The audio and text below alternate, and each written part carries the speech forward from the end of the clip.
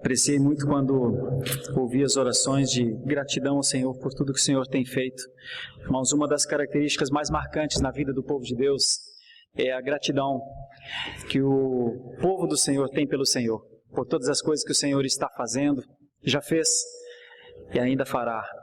Isso é um nível de consciência bem elevado, porque é de acordo com a gratidão que temos ao Senhor que muitas das nossas práticas são determinadas. A gratidão ao Senhor determina as nossas ações. O quanto somos agradecidos ao Senhor nos fortalece, nos fortifica, nos dá condições de realmente avançarmos e de trilharmos esses caminhos que o Senhor tem para nós. Eu também acho maravilhoso estar neste lugar, esta casa de oração construída há tantos anos, com luta, sacrifício, para que hoje nós todos pudéssemos estar aqui. Isso é digno de gratidão realmente. Eu quero convidar a igreja a abrir a palavra de Deus em Filipenses, porque nós vamos dar continuidade à série Filipenses hoje à noite. Filipenses capítulo 2, versículos 5 a 11. Filipenses 2, 5 a 11. Estou aqui com a minha surrada Bíblia, com capa de couro, feita lá nos idos de 1990 e poucos, tempo da minha conversão, minha companheira para devocionais e tempos de busca ao Senhor. Alguns momentos muito felizes, outros momentos angustiantes, mas a palavra do Senhor é sempre a nossa companheira, é aquela que está sempre conosco em todos os lugares. Várias vezes eu olhei para esse texto em alguns momentos difíceis da vida. É Filipenses 2, 5 a 11. E tudo porque o versículo 5 diz: tende em vós o mesmo sentimento que houve também em Cristo Jesus. E muitas vezes me perguntei, como é possível ter este sentimento? Como é possível ter o sentimento que houve em Cristo Jesus? Então a primeira coisa é não fazer nenhuma comparação entre você e Cristo Jesus, porque não é o mesmo ofício. Esse aqui é um momento em que Paulo fala aos filipenses acerca da obra de Cristo. Os dois exemplos a serem seguidos são os exemplos da humildade para que haja exaltação. Da humildade para que no tempo certo o Senhor exalte ao seu povo. E é por isso que esse texto fala de Jesus. E é por isso que é maravilhoso estar num lugar como esse, porque nós cultuamos a Deus através de Jesus Cristo. Porque nós adoramos ao nosso Deus e Pai, porque o Senhor Jesus Cristo, unicamente Ele, o único mediador entre Deus e os homens, o único que podia fazer ligação entre a divindade extrema e a humanidade que somos nós, o único, absolutamente único, permite isso. Então nós somos uma igreja cristã, porque adoramos a Deus através de Cristo. E só entendemos isso porque o Espírito Santo nos selou, veio, abriu nosso entendimento e disse: vai, adore a Deus. O Senhor Jesus Cristo morreu por você. Sabe, isso é muito racional. É de muita fé, mas é também de muita razão. Por isso que nós não podemos dissociar fé e razão. Sabe, há um Deus e há um mediador. E há alguém que aplica isso ao nosso coração. E nós estamos falando da Trindade. Deus Pai, Deus Filho, Deus Espírito Santo. Aqui neste momento, em especial, a obra do Filho, o exemplo do Filho. Irmãos, como introdução, é um risco para todos nós vivermos um cristianismo dissociado da pessoa e obra de Cristo. Viver um cristianismo sem a presença constante, sem trazer à memória constantemente o que Ele fez. E se Ele fez porque Ele era. Então a pessoa e a obra de Cristo precisam estar patentes na nossa mente o tempo inteiro. Não é algo para ficar distante, é algo para estar diante dos nossos olhos. Isso é tão sério que no Antigo Testamento, para relembrar a fé, para relembrar que Deus era Deus, em algum momento o povo de Deus foi orientado a escrever isso, a colocar nas suas mãos, como que com fitas, identificando: Deus é Deus, Deus existe, Deus está no centro da sua vontade. Deus não mudou em algum momento, em nenhum momento, o seu plano. Deus vai conduzi-los àquela terra final. Bom, da mesma forma como no Antigo Testamento era necessário que isso ficasse diante do povo o tempo inteiro, então era para escrever em locais visíveis. Assim, a morte, o sacrifício e a ressurreição de Cristo devem ficar de maneira visível na nossa mente constantemente. Porque se nós esquecermos disso, nós vamos gostar da igreja pelo que a igreja é.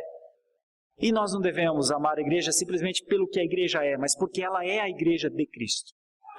A igreja é uma igreja boa ou ruim, eu digo para você, de acordo com o quanto Cristo é pregado nela. De acordo com quanto a palavra de Deus é exposta, de maneira que o homem seja obrigado a dar uma resposta. A cada pregação, a necessidade de uma resposta. Você vai adorar a este Deus em nome de Cristo ou não?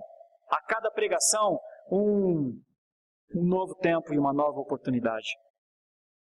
Assim é a palavra de Deus e assim é este texto, que eu vou ler, do versículo 5 até o versículo 11. Tende em vós o mesmo sentimento que houve também em Cristo Jesus, pois ele, subsistindo em forma de Deus, não julgou como usurpação o ser igual a Deus.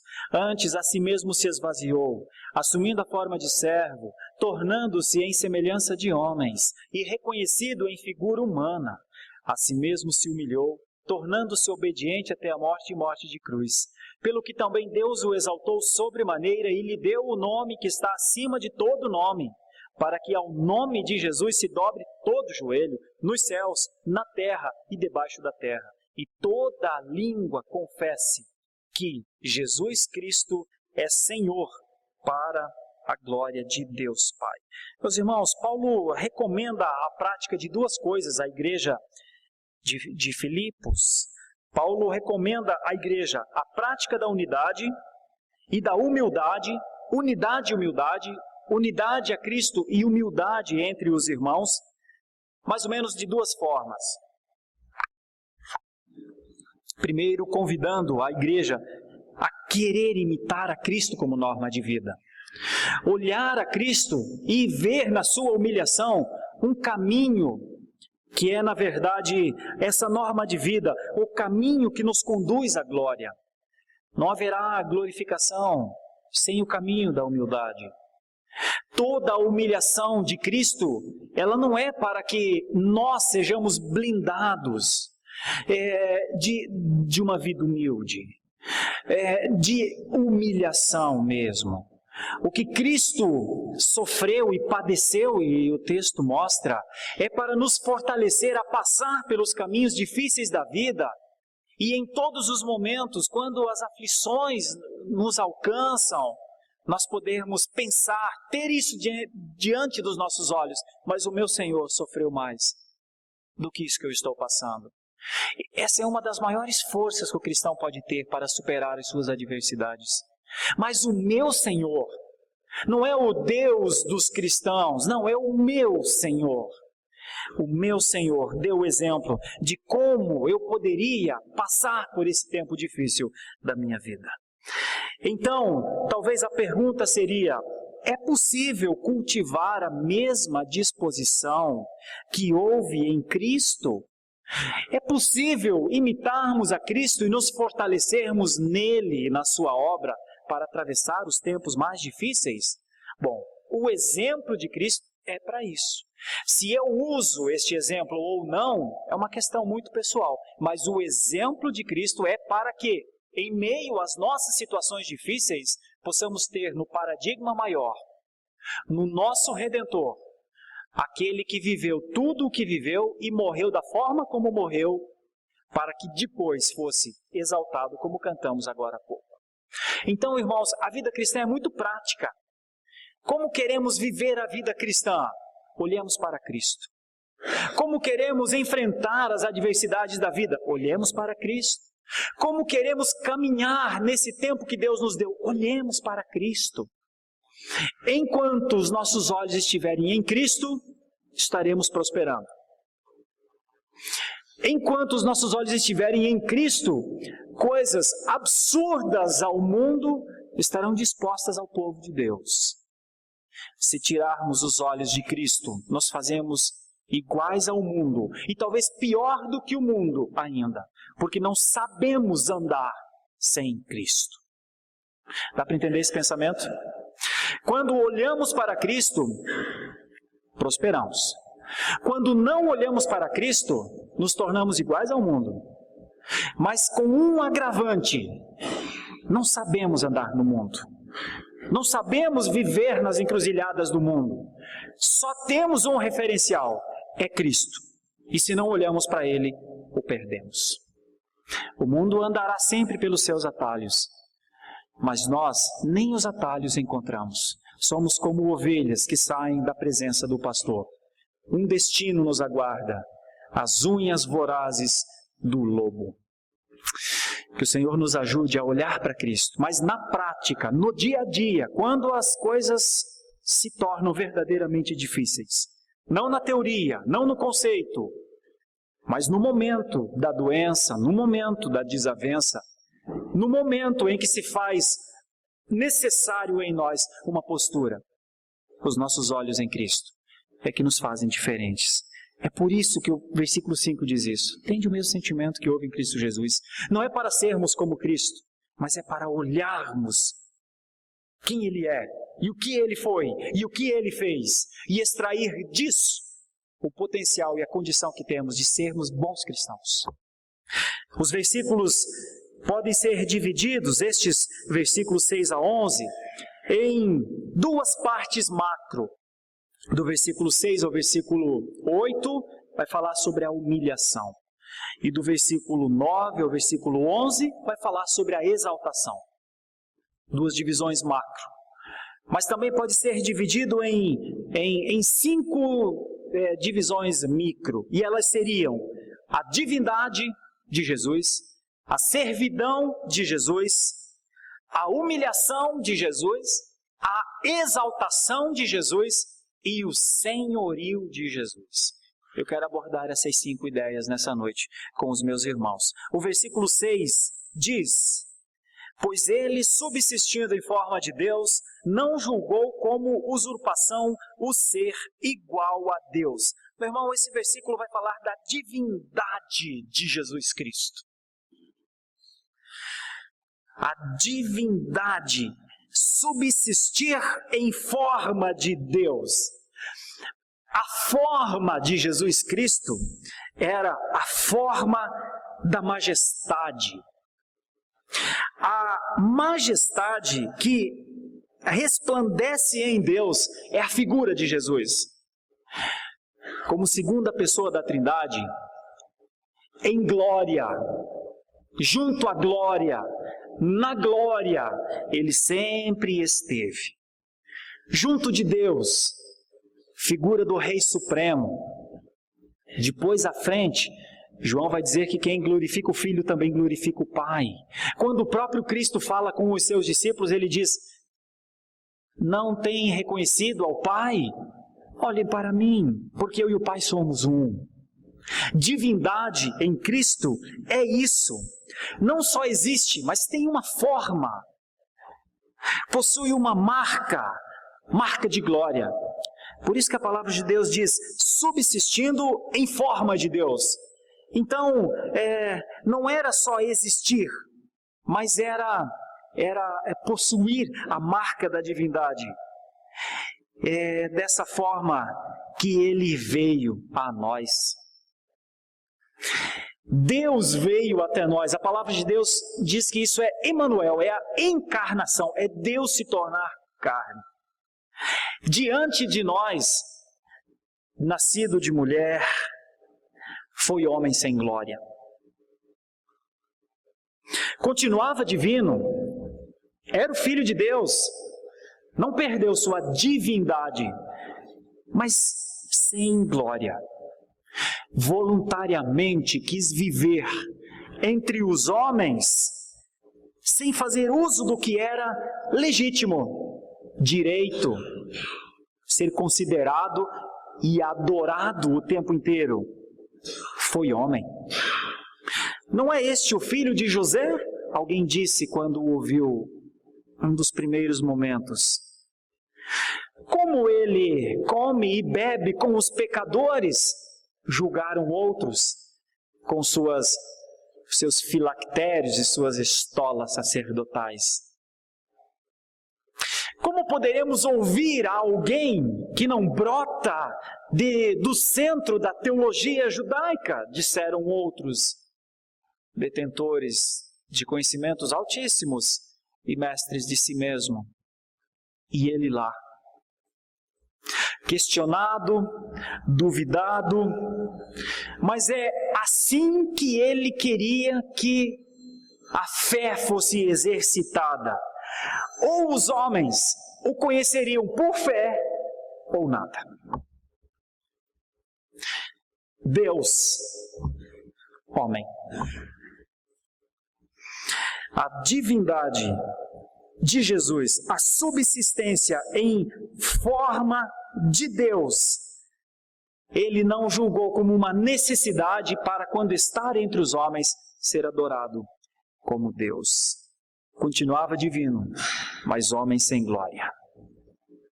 O versículo 7 vai mostrar para onde levaria este que era Deus, mas que voluntariamente se fez homem e voluntariamente abriu mão da sua glória. Aonde isso o levaria? O versículo 7 diz: antes a si mesmo se esvaziou, assumindo a forma de servo, tornando-se em semelhança de homens e reconhecido em figura humana. A natureza do seu esvaziamento é descrita dessa forma: assumindo forma de homem, tornando-se semelhança com o homem, reconhecido como homem. Do alto da glória, a ignomínia mais baixa. A renúncia de um status estabelecido, não se apegou ao fato de ser Deus, de estar com o Senhor desde a fundação do mundo, de acompanhar cada segundo em que a criação se desenvolveu. Não se apegou ao fato de ser Deus e de ter a sua forma de Deus. Quando ele faz a oração sacerdotal, em João 17, ele diz: Pai, glorifica-me com a glória que eu já tive junto de ti. Reduzido a nada, Deus agora servo.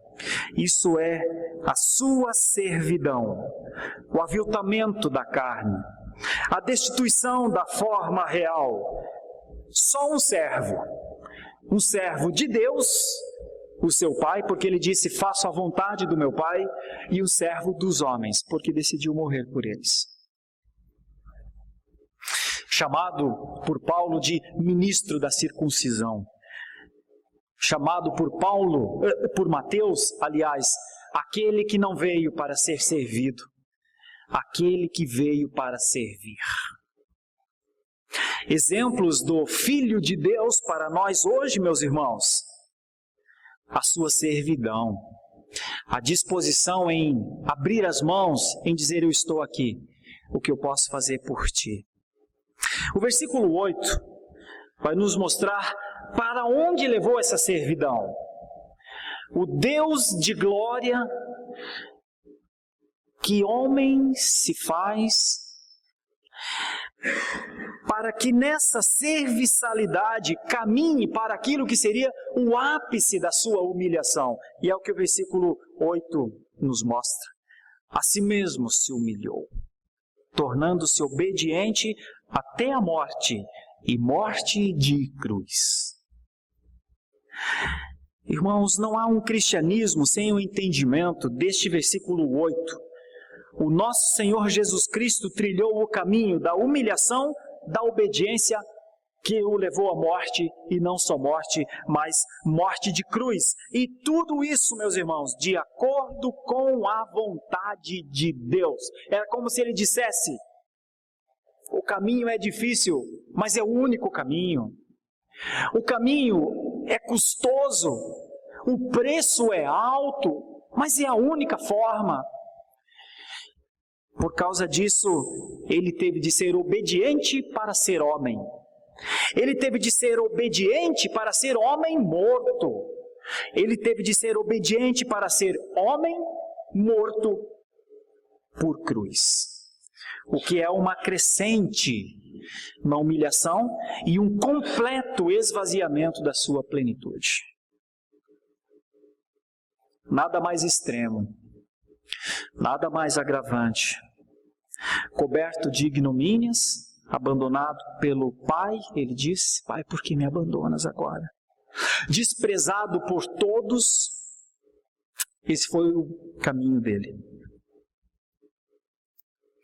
Isaías, quando relata a caminhada do servo sofredor, ele diz: meu Deus, profeticamente, obviamente, porque foi 7 séculos antes de Jesus, ouvíamos, mas os nossos olhos não queriam olhar para ele.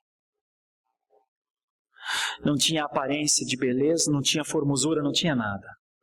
Olhávamos para ele e sentíamos uma espécie de repugnância. Quem é este? Desfigurado totalmente. Isaías profetizava a vinda do Filho de Deus.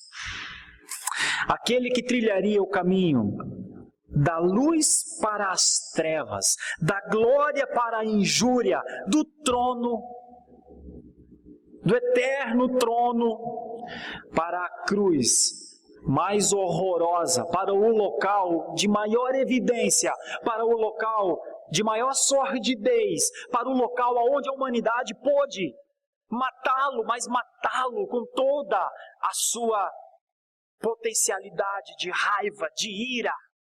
Não era só a morte, era a morte com a crueldade, e a melhor crueldade, o plano mais elaborado, para que se ficasse provado que não foi só um homem na cruz, mas foi um homem odiado, detestado, execrado. Assim ele permaneceu. Da vida para a morte, e no silêncio se faz. Custo, irmãos. Preço, irmãos. Pagamento, irmãos. Um devedor precisava cumprir, pagar a sua conta, irmãos. Era você. Sem Cristo, sempre dívida. Sem Cristo, sempre conta a pagar. Sem Cristo, ainda uma vida a entregar. Mal sabe o mundo que tem uma vida a entregar, e é dele mesmo. Mal sabe aquele que ainda não confessou a Cristo como seu Senhor e Salvador, que terá de prestar conta da sua vida e pagará por este erro.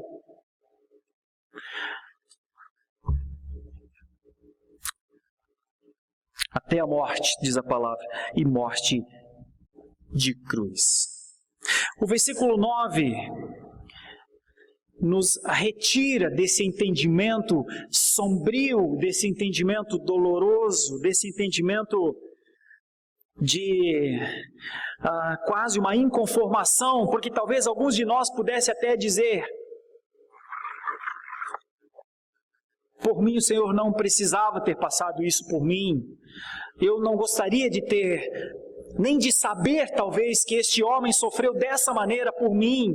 Talvez você nem se sinta bem de ouvir que o Filho de Deus foi humilhado dessa maneira por você. Talvez você nem gostaria de saber que o Filho de Deus foi ridicularizado e foi colocado uma coroa de espinho na sua cabeça, numa brincadeira horrenda acerca da realidade, acerca do reinado, acerca da realeza dele. Talvez você nem gostaria de saber que o Filho de Deus por você morreu. Talvez não gostaria nem que ele tivesse morrido. Talvez quisesse ser salvo de outra forma. Pois esse é o ponto, não havia. O meu e o seu pecado é tão grave que não havia outra forma. Sem o derramamento do sangue do Filho de Deus não haveria vida para você. Não haveria esperança para nós. Não haveria o céu que nós cantamos para nós. E foi assim que ele se humilhou. E foi por isso que ele se humilhou. Mas aí o versículo 9 começa a nos mostrar o que Deus fez. Pelo que também Deus o exaltou sobremaneira, e lhe deu o nome que está acima de todo nome. E isso é então a exaltação. E meus irmãos, a exaltação, o caminho que Deus, a condição, o novo status que Deus deu a Jesus foi o de sair da condição desprezível, do ser mais desprezível da existência, a um ser glorificado. Agora, não é mais um humano, simplesmente. A exaltação foi da natureza humana, em união à divina. Ele não havia perdido a sua divindade, mas fez-se homem em forma de homem, e por isso a sua glória foi esvaziada, e por isso viveu como homem. No momento da sua exaltação, a sua natureza humana passa pelo processo da glorificação, encontra-se com a natureza divina. E agora, meus irmãos, agora ele tem um nome: poder supremo, elevação na posição de honra, dignidade, digno de adoração, adorado de novo. O profeta, o rei, o sacerdote está a caminho do seu lugar. É isso que é a ideia de exaltar sobremaneira. Aquilo que tinha se tornado vazio se torna cheio de novo. No reino celestial, um trono vazio é ocupado novamente. Sabem por quê? Porque um povo precisa de um rei. Um rei majestoso com um cetro na mão. O rei, que é o Filho de Deus, agora se assenta no seu lugar para reinar sobre a terra novamente. Então, tão necessário quanto foi a sua humilhação e a sua morte, para que o preço fosse pago, tão necessário é agora o reino de Deus estabelecido. Não foi assim que Jesus falou quando deu início ao seu ministério? Arrependei-vos, porque perto está o reino dos céus. Ok, este reino tem um rei. Isso é a sua exaltação. Quer ver como age esse rei? Veja o versículo 10 e 11. Para que ao nome de Jesus se dobre todo o joelho, nos céus, na terra e debaixo da terra, e toda língua confesse que Jesus Cristo é Senhor, para a glória de Deus Pai. Meus irmãos, aqui está o seu senhorio.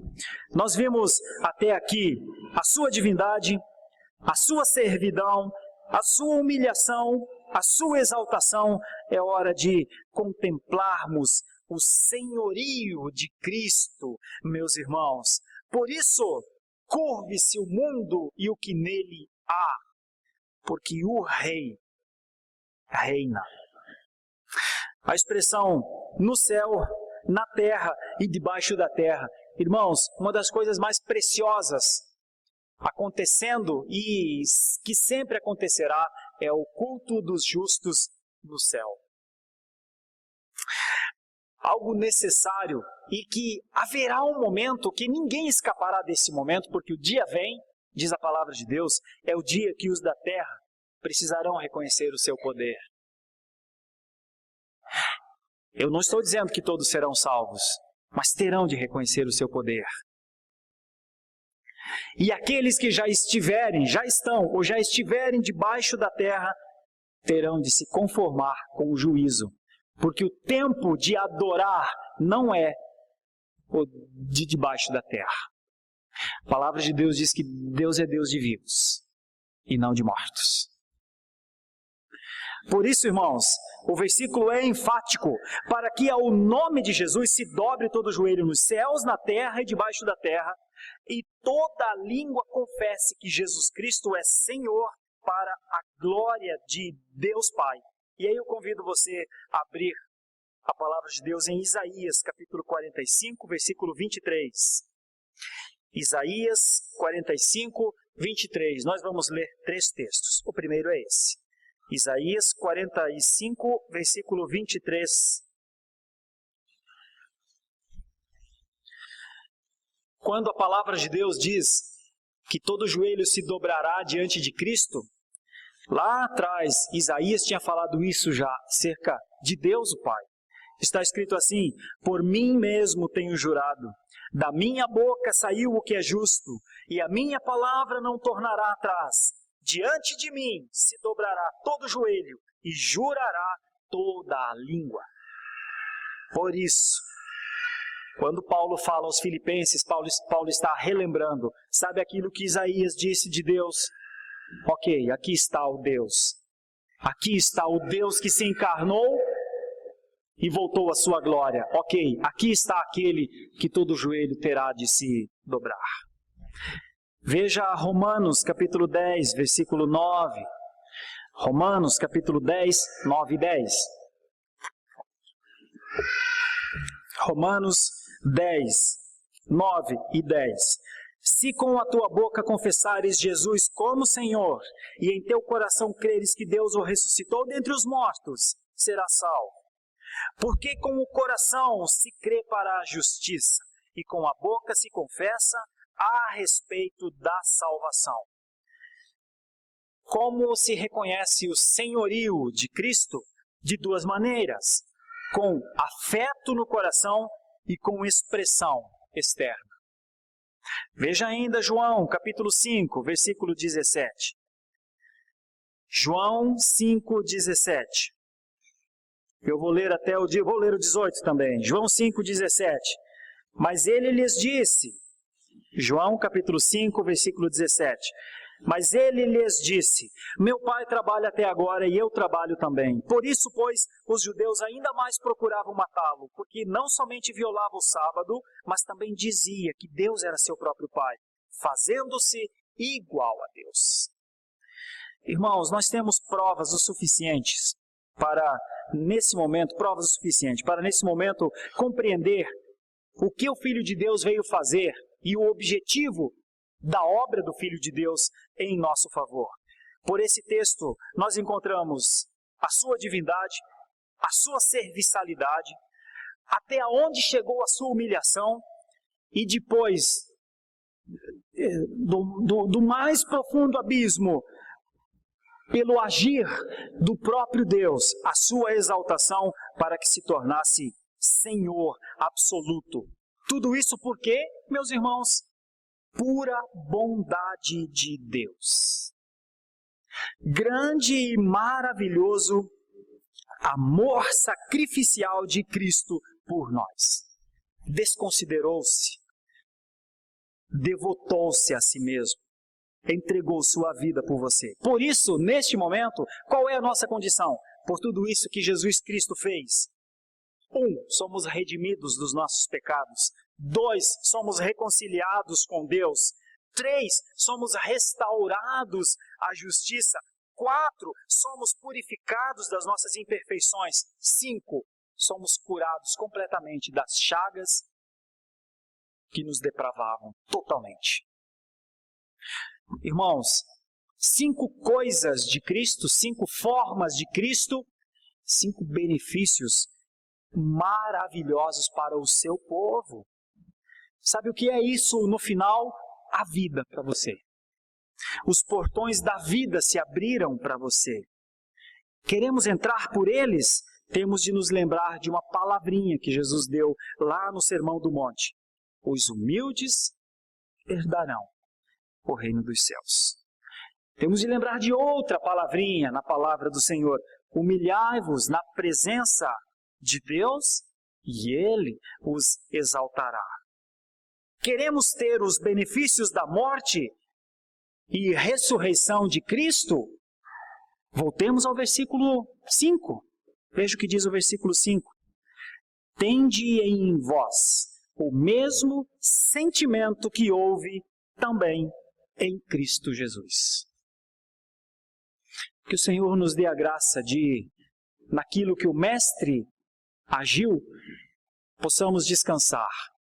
Que os benefícios da obra do mediador sejam recebidos por fé, para que ao longo da caminhada, muitas vezes difícil, reconhecidamente difícil, o povo de Deus não desespere, não murmure, não se volte contra ele mesmo, contra si mesmo, para que nas horas mais difíceis da vida, nossos olhos não estejam fechados, como que não querendo olhar as adversidades que estão diante de nós, mas bem abertos, olhando para o autor e consumador da fé. Olhando para o autor e consumador da tua fé. A caminhada pode ser difícil? Pode sim. A caminhada da nossa vida, em meio às desilusões, em meio aos fracassos, em meio às inconstâncias, em meio às frustrações, pode ser uma caminhada difícil? Pode. Como não foi fácil a caminhada do Filho de Deus. Contudo, o autor aos Hebreus diz: vai em frente, caminha. A maratona está aí. Ela pode se parecer com uma agonia, porque a palavra carreira, lá de Hebreus 12, corramos a carreira que nos está proposta, a palavra grega é agoná, para nós, agonia, é a mesma coisa, é o mesmo entendimento. Pode ser, a nossa vida pode ser isso, mas não é isso que tira o brilho dos olhos do cristão. Não são as dificuldades da vida que abalam a fé do cristão. Não são, não podem ser. Só abalam se seus olhos não estão fitos em Jesus. Isso não quer dizer que não passemos por dificuldades. Passemos. Passamos. Passaremos. Mas os nossos olhos em Cristo são a nossa única alternativa. Não tem duas. Única. Que o Senhor possa nos dar graça para que nos momentos mais difíceis da nossa vida, nossos olhos estejam nele. Para que não reclamemos da nossa vida e muitas vezes até não façamos do cristianismo uma vitimização. Eu não sou vítima do mundo porque sou cristão. Se o mundo me persegue, se o mundo zomba de mim, se o mundo diz o que tu está fazendo em meio a este povo, como já disse, como já fez, eu não sou vítima disso. Muito pelo contrário. À luz do que o Senhor Jesus Cristo disse no final do Sermão do Monte, era para nos alegrarmos quando isso acontecesse. Então os sofrimentos, as tribulações, elas não são motivos para nos vitimizar. Elas são motivos para nos gloriar. E há uma enorme diferença entre vitimização e o ato de se gloriar. Que o Senhor possa nos dar graça e que ao olharmos ao exemplo de Cristo, possamos seguir os exemplos de Cristo. Porque é isso que nos identificará como cristãos. Pela sua graça e para a sua honra e glória. Nós vamos orar ao Senhor e vamos ouvir uma canção e logo em seguida ministraremos a ceia do Senhor à igreja nessa noite. Senhor Deus, este é o caminho do seu Filho em meio a todas as adversidades inimagináveis de nossa parte. Que caminho difícil. Que consequências, Senhor, mas em tudo isso, nós somos muito agradecidos porque em nada nos falta hoje a condição de ir em frente na nossa vida cristã. E, Senhor, não foi sonegado nada da tua parte a nós. Tudo que o Senhor quis dar ao seu povo, o Senhor sempre deu. O Senhor sempre deu direção, o Senhor sempre deu a provisão, o Senhor sempre deu a possibilidade de esperar, de aguardar em viva fé. Senhor, o Senhor sempre nos supriu. Se em nossa vida vivemos altos e baixos, se em nossa vida não conseguimos te buscar, se em nossa vida não conseguimos testemunhar com a autoridade que o Senhor nos deu, se da nossa boca saem coisas mais ruins do que boas, a culpa é nossa, a culpa é minha. E por isso também peço perdão, para que o Senhor revista a mim, aos meus irmãos, de uma condição de vivermos um cristianismo de convicção, um cristianismo que nos leva a tua presença constantemente, de um cristianismo que, em meio às dificuldades, eleva o nosso pensamento, a nossa alma, os nossos olhos te buscam. Por isso nós oramos nessa noite. Dá-nos, Senhor, a graça de nos gloriarmos na tua presença e a nossa alma descansará. Assim nós oramos, em nome de Jesus. Amém.